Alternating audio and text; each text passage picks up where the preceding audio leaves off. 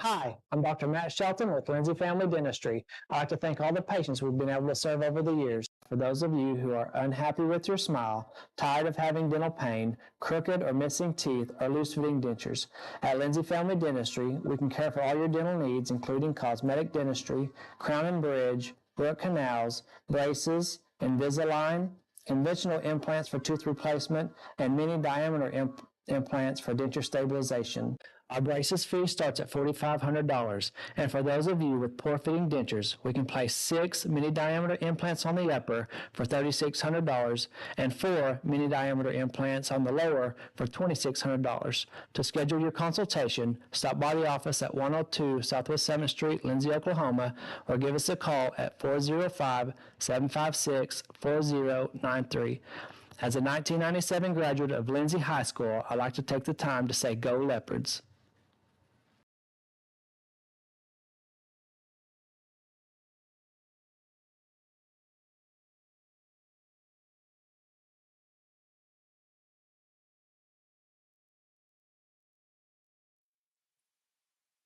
Hi, I'm Ben Long, an agent with Oklahoma Healthcare Exchange. During this year's annual enrollment, we wanted you to know that you have a local solution for all your Medicare and health insurance needs.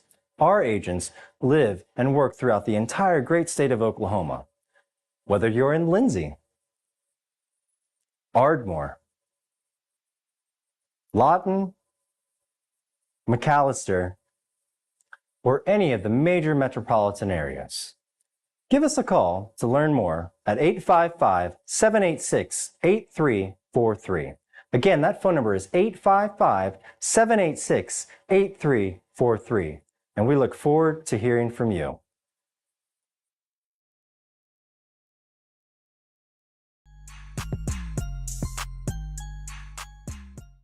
Hey Leopard Nation, this is number 7, McLean Stennett. I'd like to thank you all for tuning in to Lindsay's #1 source of Leopardettes softball, the Leopardettes Sport Network.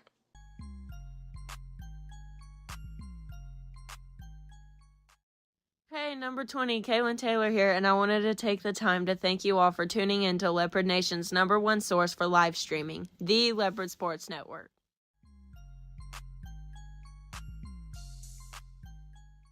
This is number 19, Jaden Webb. I want to thank everybody out there in Leopard Nation for tuning in to the home Leopardettes softball, the Leopardettes Sports Network.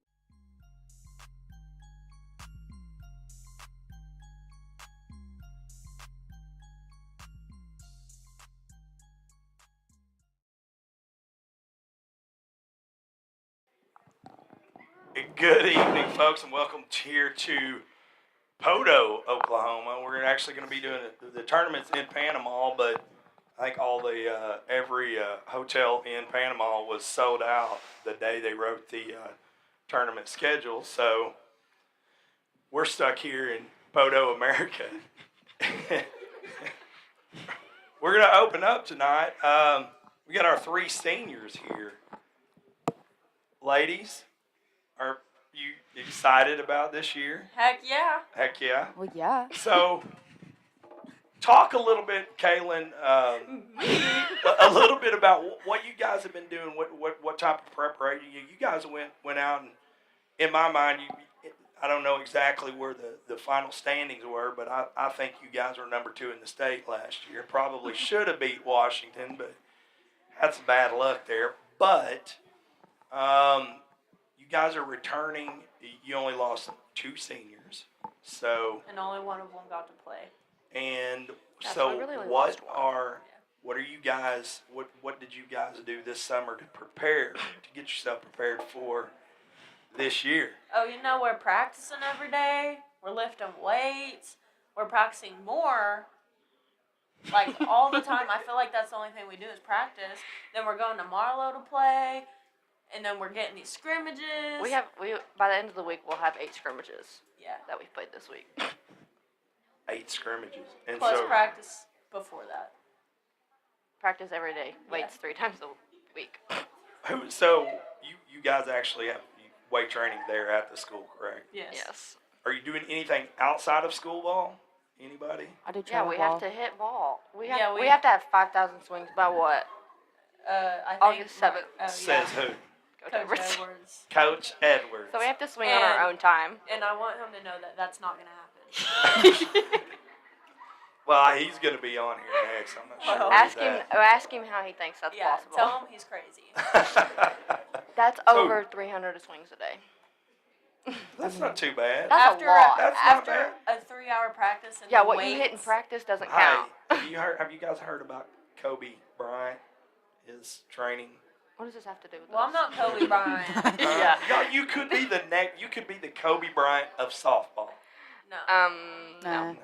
We're okay. So you guys, you did, Jay. You guys just you have been playing some travel ball, and how'd that go this year? I didn't even, it wasn't that bad, but we went to nationals in Panama City, Florida, and we sucked it up. Can you ask me? Yes. Oh my Yeah. God. Kaylin, how'd you guys do? We did good. We went to nationals and we went 0 for 5, and I had a batting average of 0. So, but it must be because it must have been. I must have brought the luck with me because whenever I went and watched you guys down in Texas, you did pretty doggone good. Yeah. Maybe So- you should come Maybe to you every should game. Come to I will be here tomorrow. So tomorrow. Are you going to be our supporter? I will be. I'll We need be to get your you a number one leopard fan suit. right there in the back. But you guys did. You know, when we traveled down to Dallas, and you guys did pretty stinking good. So Yeah. Who are we talking about? Your team? yeah, Our travel Kaylin. teams. Oh. They were on 2 different teams, but anyways. So what is the prediction for this year, ladies? Do better Well, than last year. And that's going to be to what? To win. That's exactly No, we want to right. win, so you have to get a tattoo and shave your beard. So practice okay. harder. So is the deal still on the table? Yes. Okay, so what is the deal? You shave your beard and you get a tattoo. A If tattoo. we win- Yeah, If we that win says. state. That says Well, LL yeah, 2023. 2024. I'll do it. I'll It'll do be it. 23 when we win. If you go to state, it's Oh, 23. yeah. No, Yeah, it won't. Yes, it will. Yes, it will. Yeah. It's 2023 right It'll be now. 23. Yeah, Kaylin. This is 2023. Remember, we had this discussion last time. Yeah, I got you. So, but with all that being said, you know, this is you 3 girls. This is y'all's senior year. This is your last ride. Aw, I- I wish I I could can say see- I was I sad. can see some moms out there getting, Look, my mom's getting crying. teary-eyed. But Oh. anyways, I mean, so really and truly, this is where it's going to start. It's going to begin tomorrow because this tournament is where the powers that be start making, you know, using the outcomes for placements in the future. So this is where it begins.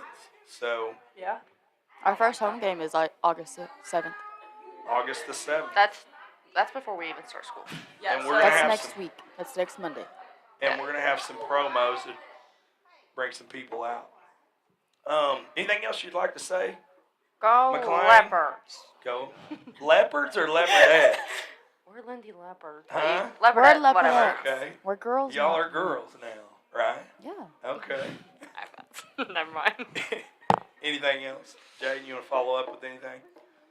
By the way, Nope. I know y'all didn't get to see it yet, but our new video, the pregame video, we played it. So when you get done, you can go back, hop on YouTube, and you'll be able to see Oh it. my gosh, did you put our things Did in you there? put our voices? I in? did. Oh my goodness. I did. Is it good? Actually, I got to give credit to RJ for that. Good job, RJ. I think I wrote RJ the runs script this. and he put it all together. Is it any good? Absolutely fantastic. Okay, good. You know, the worst video we've ever done was fantastic, though, right? We've never done Huh? one. This will probably be your worst. This is a great interview, personally. Yeah. Well, with that being said, we're going to take a quick break, and we'll be right back with Coach Edwards, and then we're going to bring Coach Lowry in. Boo. We don't like them. We'll be right back. Bye. No, we won't.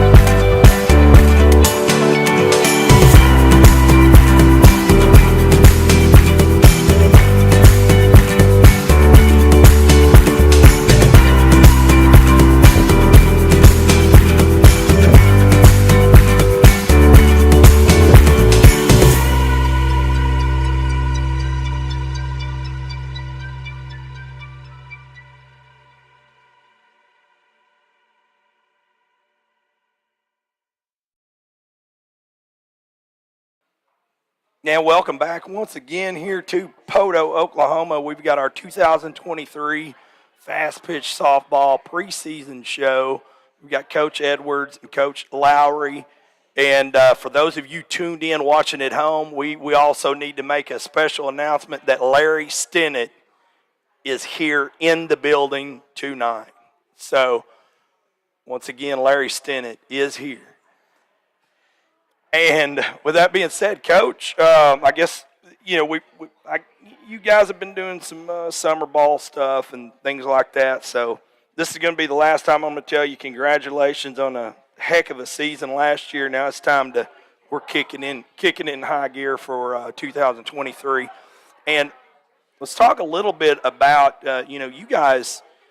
As I'd mentioned earlier, I don't know exactly what the official standings were, but in my mind, I think you were number 2 in the state last year. Probably should have been number 1, but things didn't go our way whenever we made it up to the big fields there in Oklahoma City. But hoping for another opportunity to get back up there this year. And for the folks watching at home, we lost a couple of our key players in a couple of seniors last year. We lost Brayley and Chloe, and so I know there's going to be people out there wondering what are we going to do in the outfield, and if you don't mind, would you want to talk a little bit about maybe some of your plans for the outfield and what we've got coming in? Yeah, lost and Cameron also off of last year. Yes. I know she was injured. In the outfield, we got a couple different things that we're working through. That's what these scrimmages, good portion of those are for, is to try different lineups, and to a certain extent you kind of throw stuff at the wall and see what sticks. Obviously Brecken played out there quite a bit last year, and Barron Cruz as well. She's going through an injury right now, but losing Chloe in center, she was phenomenal out there. She covers a lot of ground. She's got a strong arm. So I don't know that I could say right now that any one person is going to take that job and hold it. I think that would be foolish on my part. Right now it's, let's see what our options are and put some girls out there and see what they can do, and not only in the outfield but at the plate as well. And it also is going to depend some on who's pitching what games will make a difference too. It's a good thing I could say about these girls is not necessarily that they're second baseman or their first baseman, is that they're softball players. They know how to play multiple positions, and they're flexible. They can be put in different spots and still be successful. So that makes our job a lot easier when we have girls who are versatile like that. We can try to put the best lineup we can, and offensively put the best lineup we can out there, and know that defensively we're not going to lose a lot. And Coach, you kind of mentioned a little bit of something there, and I thought you were going to go into it, and you kind of got away from it. But hey, if I'm Coach Dan Edwards and Lindsay softball, I'm just thrilled with the girls that are coming up. Mm-hmm. And you'd mentioned that, and it's got to be tough, to figure out who you got. So many good players coming in. Let's talk a little bit, if you don't mind, about some of the players that you do, some of the young girls that you've got coming in. Right. Yeah, we got believe we have 6 freshmen coming in. We've got Emma Raines and Addie Slater, and then Cheyenne Boatwright and J.C. Anderson and Addie Dotson, and then we have a girl that moved in from Texas. Name is Jacqueline Kurth. We've got some young girls moving in, and our roster has gone from, I think last year we finished at about 13, Coach Lowry, and this year we're up to 22. So we've got not only 6 freshmen, but we've also got 3 girls that moved in. And if you don't mind, talk a little bit about those. I've heard, I've been super busy and missed some of these summer games, but I've heard good things about those 3 girls. Yeah, Gentry and Leslie Wilmot, they're not sisters, they're cousins. And then we have another girl named Briley Wood that all moved in from Maysville, and I've been pleasantly not surprised, but I've been happy with what they have done so far. They're hard workers. They listen. They've really not skipped a beat jumping in there. They all seem like really good girls, and they've come in, hit the ground running. Unfortunately, Gentry suffered a ACL injury in summer basketball, so she won't be available to us this season. But hopefully for her, I think it looks like maybe she'll make it back for part of basketball season. But the other two girls, I've gotten a chance to get to know them and see what they can do. And like I said, I've been impressed so far. Yeah, absolutely. I've heard good things. And so we're going to shift gears. Coach Lowry, first of all, I've got to commend you on the new skin socks. Those are absolutely amazing. It's versatile footwear. Right there. You know, Robert, with a tan like I've got, you just got to show it off, really. You got to show it off. I mean, you don't get many options, you know, when you're this white. So you just got to embrace it and go with it. So, Coach, you've got 3 seniors, McLean, Kaylin, and Jaden, just absolute angels. And so I know you're going to miss them. Talk a little bit about what you're going to savoring every moment with these girls this year. Well, they did a great job starting us off by rolling us under the bus like they did. Can't say how much I thank them for that. These girls have been stalwarts for us. We've had them since they were in the 7th grade. You know, they've started since they were freshmen. You don't get that very often. You know, we got to see them grow, got to see their personalities really develop. And I mean, grow. Now, hold on. That's some pretty strong words for those 3 cats. Mostly their egos. Yeah. Go ahead. I'm sorry. Oh, no, you're fine. With a personality like his, how could, you not listen to him talk? But they've been great. You know, you hope in your program that you get girls that you can develop and keep around till the end, and we've been lucky enough to do that. And they've done some tremendous things for us. I mean, first fast pitch state tournament in school history, can't ever replace stuff like that.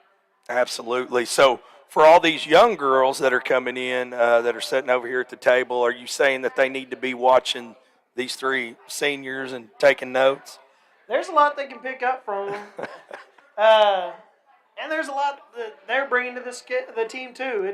That's the great thing about having 22 girls is you get a ton of personality, and it's fun to see how it all meshes up in the end. Absolutely. And you mentioned 22 girls. Do you remember how many we had last year, Coach? I believe we ended the year with 13. So yeah, we've got a lot of the younger girls coming in, and I watched them quite a bit last year, and I'm excited. I'm really excited. So let's shift gears and talk a little bit about our district play that we have this year. Do we know exactly who's in our district yet? We do. Our district will be Jones, Heritage Hall, Crooked Oak, Lexington, us, and Holdenville. So we're going to see teams. some new opponents there. Yes, we will. I don't believe we've played Jones anytime recently. Heritage Hall, Crooked Oak we haven't played. Obviously Lexington, we played them last year in the regional tournament, and then Holdenville was in our district a couple years ago, but it's been a while since we played them. So, and that's not a team we run into a lot because it's a pretty good drive over there. But yeah, it is going to be some different competition, which is nice because you get to see different teams, but also our scouting reports are not going to be probably as productive just because we don't know as much. But hopefully that's something that we can gather through, kind of our networking that we do with other coaches. We don't have a lot of hobbies, so scouting is one thing we spend a lot of time doing. And tomorrow, and you'll have to forgive me, we play Spyro first, and then is it Henrietta? Silo and Henrietta. I meant Silo. Yeah. Which will both be really good opponents. I mean, Silo is a perennial, state tournament team, and then Henrietta. I believe I was told that they were fairly young last year, and they were in the regional finals, so they were right there also. So it'll be two really good games tomorrow, and then our schedule on Friday has been changed around a little bit. We don't know who we have on Friday, but there's a lot of good teams down here, so no matter who it is, I'm sure it'll be good. Yeah, I was talking to their athletic director today, and there's 32 teams down here. Mm-hmm. So that's I'm going to spend most of the day down there watching some pretty good softball. That's right. Yeah. I like I say, I looked on the schedule there, and I seen Spyro. I meant Silo. I don't know why we're down here in this area. Yeah. Spyro's right down the road, but Silo, and I got a little excited about that one. And that's going to be really the first game, From what I understand, they're gonna the powers that be, they're gonna look at these games and to determine some placement later on. So Right. it's Yeah. where it all counts. Our playoff structure is a little different this year. We're actually going to play a regional tournament first. Last year we went like by district and then regionals and then state, and they switched it on us this year. It's going to be a regional tournament first. It'll be like the college format. It'll be a regional tournament and then a super regional, which I think the OSSA calls an area tournament, but and then the state tournament. So after the regional tournament, they'll rank the 16 winners of that 1 through 16, and you'll keep that record going into the state tournament. The 8 teams that make it, it'll be based off of your ranking. So being able to play Silo and Henrietta will be productive tomorrow because we get a chance to show some of these east side teams that maybe we don't run into, kind of get a chance to show them what they can do, and hopefully we do what we need to do, and they remember that whenever the rankings come out and they have the opportunity to rank. So it's a good opportunity for us to show what we can do. And before we go off air here, if you don't mind, let's talk a little bit about the different position groups and who we can expect. I'm not asking you to tip your hand to every trick you got in your bag there, but what girls can we expect in different positions, and what girls have you been playing in different position groups? Well, we obviously pitching is an important position, and right now we've got more pitchers than we've got innings. To be honest with you, we've got a lot of girls that have pitched in the past. I think we counted 7 is what we have. It's a good problem to have. It is. Obviously, we're not going to be able to pitch 7 girls and get them all enough innings. So, we've got Jaden Webb and Reese Flood and Addie Dodson and Maddie McGowan that will get the lion's share of the innings. And then on top of that, you've got Kaylin, who has pitched some for us in the past, and then a couple freshmen, Addie Slater and Emma Raines, who are both pitchers as well. Their innings will mostly be, JV innings this year, let them develop and learn what it is to pitch at the high school level. But that's good. That's, good. A lot of times that's the traditional way that it is. As when you come in as a freshman, you kind of got some growing pains that you got to go through at times, and that's what those JV games are for. So, and then catchers, we've got McLean and Lily, who has done some catching for us, and then one of the girls that moved from Maysville, Briley Wood, she's a catcher also. So we've got quite a bit of catching depth there. And then across the infield and the outfield, like I said, it's a lot of candidates out of the 22 girls.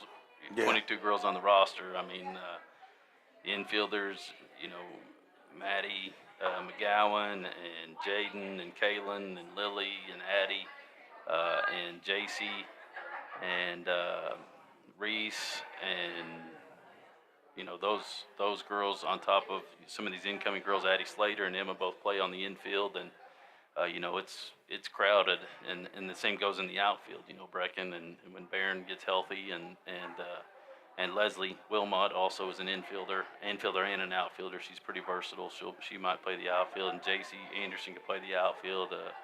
Cheyenne Boatwright is an outfielder. Addie's been playing in the outfield some. Jaden could play the outfield some, and Reese could play the outfield some too. So,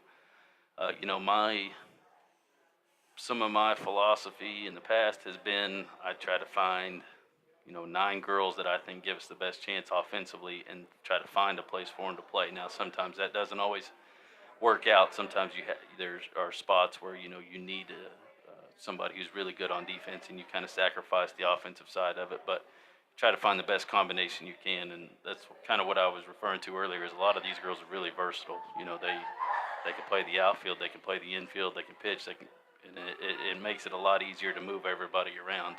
But it also makes it harder, for us, because you get ready to make a lineup and you need 9 girls in the lineup, and you've got 15 girls who can play. Yep. You just hope that they don't get frustrated when they're not in there every day, because some of it is about development, and it's the worst part of our job, because at no point do you want to make any of these girls upset or feel like their role is not important, because everybody's role is important. But at the end of the day, we've got to make a lineup out with 9 girls, 10 girls using the DP, and we've got to pick 10 and go from there. And you know, you just hope that they understand that and they understand that process. And we just we just do, you know, we just do the best we can from day to day. So Come here. Come here. We need to check this out. Look at this. this is what happens Is this when you got too much what you time brought at the these girls hotel. down here to do, Coach? This is what happens when you got too much time on your hands right there.